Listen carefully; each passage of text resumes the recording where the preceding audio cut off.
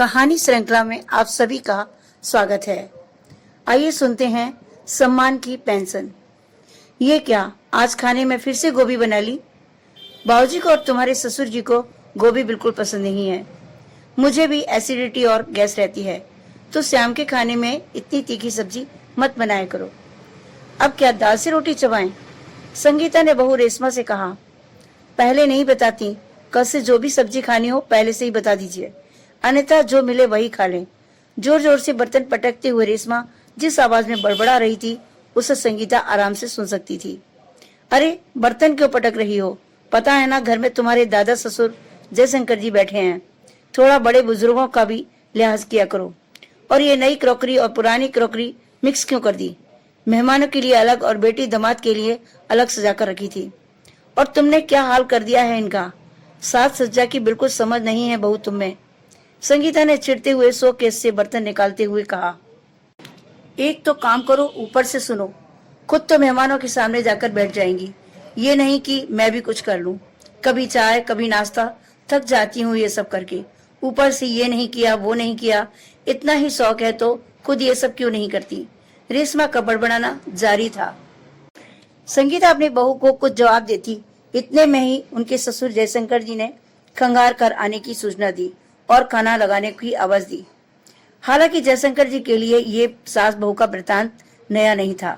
अक्सर दोनों के बीच की कहा सुनी सुनते रहते थे, पर जयशंकर जी इन सबको अनदेखा कर अधिकतर समय पार्क में या दोस्तों के साथ बातचीत में व्यतीत करते।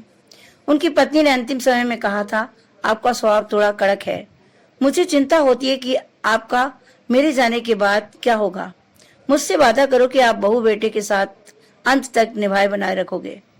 रह रहकर पति के यही शब्द याद आते और जयशंकर जी कितना भी घर में कलह हो बोलते ही नहीं थे।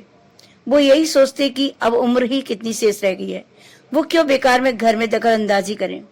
उनकी पत्नी ने एक अचूक मंत्र दिया था, एक चुप 100 सुख। बस वो उसी पर अमल करते थे। संगीता ने सिर पर पल्लू लिया और ससुर जी को थाली परोसने चली गई। आज फिर गोभी? चलो कोई नहीं, मुझे साथ में अचार और दाल दे देना, मैं उसी से काम चला लूंगा, जयशंकर जी ने कहा। वो मैंने तो रेशमा बहुरिया को कहा, लेकिन संगीता अटकते हुए बोल रही थी। पर ससुर जी ने हाथ का इशारा किया और कहा, ठीक है बहू, कोई बात नहीं, बच्ची है भूल जाती होगी, कहकर बात टाल दी। ओफो, ये फूल भी ना अब पॉट में पुराने हो गए हैं, मैं इन्हें कल ही बदल दूंगी।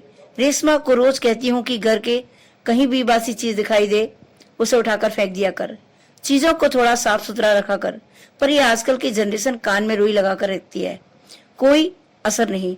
संगीता जयशंकर जी के कमरे को सजाती हुई बोली, रहने दो बहू, हर चीज का एक समय होता है।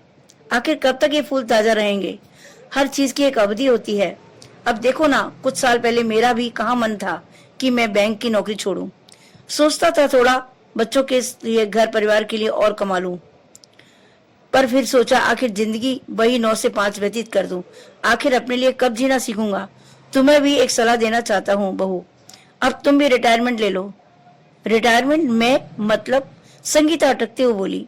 हाँ बहू, मैं रोज तुम्हारी और छोटी बहू की बातचीत सुनता हूँ। तुम भी समझदार हो और वो बच्ची। तुम लोग बातचीत कम और कलह ज्यादा करते हो।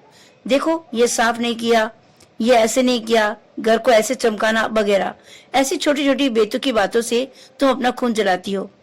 तुमने इस घर को 30 साल अपनी मर्जी से चलाया है ना।